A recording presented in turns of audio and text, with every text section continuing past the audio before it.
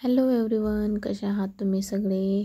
तुमच्या सगळ्यांचं स्वागत आहे माझ्या नवीन ब्लॉगमध्ये. मी निघाली आहे कोकण ट्रिपला आणि माझ्यासोबत येणार होता अदू. सो मी त्याचे सगळे सकाळी घालायचे कपडे असे काढून ठेवलेले होते, त्याचे तिथे घालायचे शूज, पाण्यातले शूज, आणि आम्ही ही छान अशी मोठी बॅग भरली होती. पण अदूने सकाळी येण्यासाठी नकार दिला आहे, कारण आम्ही काल पेपरवरून खूप लेट आलो आहे घरी.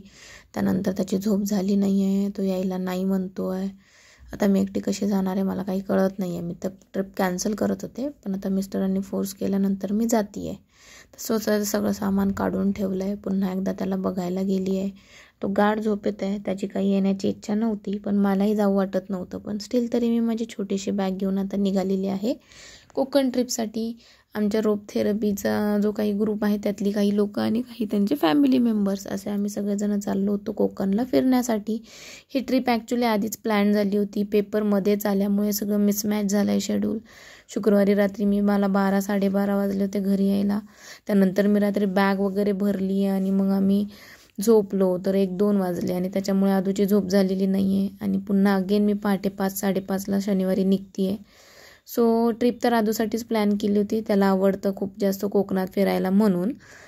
आणि अचानक त्याची थोडी तब्येतही खराब आहे, त्याला कफ आहे, त्यानंतरनं सर्दी आहे, त्याच्यामुळे त्याने येण्यास नकार दिला आहे. झोप नाही झाली आहे, इच्छा तर बिलकुल नाही आहे. बट मिस्टरांनी सांगितलं की आता सॅटर्डे संडे आज मला पूर्ण सुट्टी आहे, तर मी आदूकडे चांगलं लक्ष देईल, त्याला बाहेर घेऊन जाईल.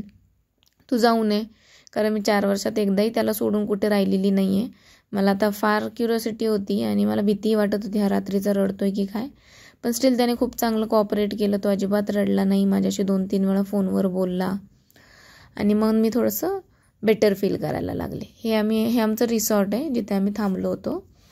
हे ॲक्च्युली मी रात्रीचा व्ह्यू काढला, पण आम्हाला तिथे जाऊस तोपर्यंत दुपारी 2-3 झाले होते. मध्ये आम्ही एक ठिकाणी नाश्ता केला, सगळ्यांनी घरून जेवण आणलं होतं. ऑफकोर्स मी नेलेलं नव्हतं, कारण मला रात्री फार लेट झालेला, तर माझ्या वाटेचंही त्यांनी बनवून आणलेलं.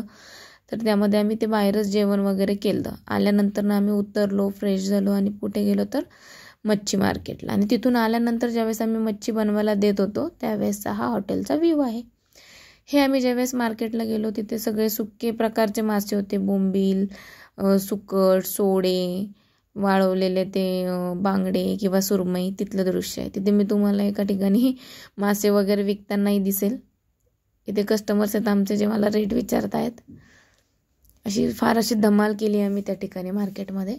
आणि लवकरच मच्छी मार्केटचा जो लिलाव आहे तो चालू झाला. बोटी आल्या म्हणून आम्ही पटकन तिकडे गेलो. वेगवेगळ्या पद्धतीची मासे त्या ठिकाणी मला पाहायला मिळाले. त्यातूनच आम्ही काही प्रकारचे मासे विकत घेतले संध्याकाळी बनवण्यासाठी. मस्त असा गोळ्यांचा आस्वाद घेतला. गोळे, लिंबू सरबत अशा पद्धतीचे त्या ठिकाणी काही जे थंड पेय होते त्याचा आम्ही आस्वाद घेतला. आणि त्यानंतर आम्ही निघालो आमच्या हॉटेलला. आम्ही घेतलेले मासे बनवण्यासाठी आम्हाला त्या ठिकाणी द्यायचे होते.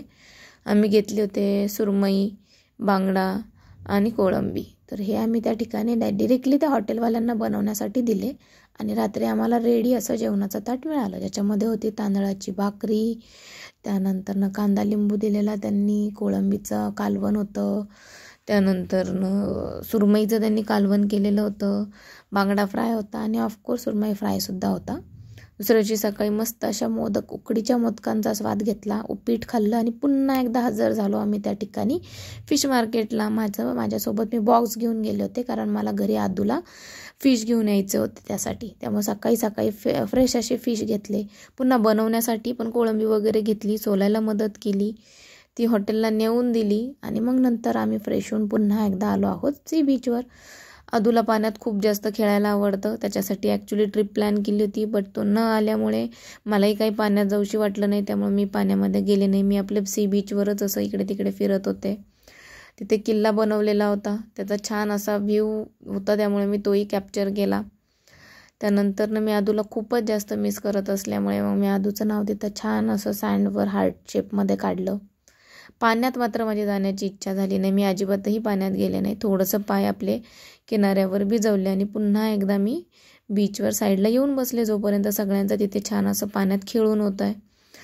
त्यानंतर मग आम्ही पुन्हा एकदा हॉटेलवर आलो, फ्रेश झालो, आणि मग पुन्हा रिटर्न आमच्या परतीच्या प्रवासाला निघलो. समुद्रामध्ये फक्त पाय भिजवलेत मी आणि खूप छान वाटत होता. सुंदर समुद्र होता. हरणे बंदर या ठिकाणी आम्ही गेलेलो होतो. वेगवेगळे बीच पाहून झालेले होते, बट त्यातला हा बीच मी पहिल्यांदाच पाहिला. रात्री घरी यायला 12-1 झाले. त्यानंतर आणलेले फिश रात्रीचे मी साफ केले, व्यवस्थित ते कंटेनर्समध्ये भरले आणि त्यामध्ये पाणी ओतून मी ते डीप फ्रीजरला लावले. छान असे मी त्या ठिकाणून बांगडे, त्यानंतर प्रॉन्स, सुरमई, सुकट, त्यानंतर खारवलेली सुरमई, त्यानंतर सोडे आणि बोंबील असा मी खारे पदार्थाचे मासे घेऊन आले होते, जे की मी घरी ओले मासे पाठवू शकत नाही. किमान मी हे खारवलेले मासे घरी आमच्या फॅमिली मेंबर्सला पाठवू शकेल. कसा वाटला व्लॉग मला नक्की कळवा. अशा पद्धतीने माझी कोकणची ट्रिप छान अशी झाली, पण अदूला मी खूप जास्त मिस केलं ह्या ट्रिपमध्ये. तर आता तुम्हाला सगळ्यांना माझा हा कोकण ट्रिपचा व्लॉग कसा वाटला ते मला नक्की कळवा. लाईक करा, कमेंट करा, शेअर करा आणि आवडला असल्यास चॅनलला सबस्क्राईब करायला विसरू नका. आता हे आणलेले जे मासे आणि पदार्थ आहे त्याच्या डिशेस मी लवकरच तुम्हाला बनवून टाकेल. Stay tune. Thank you everyone.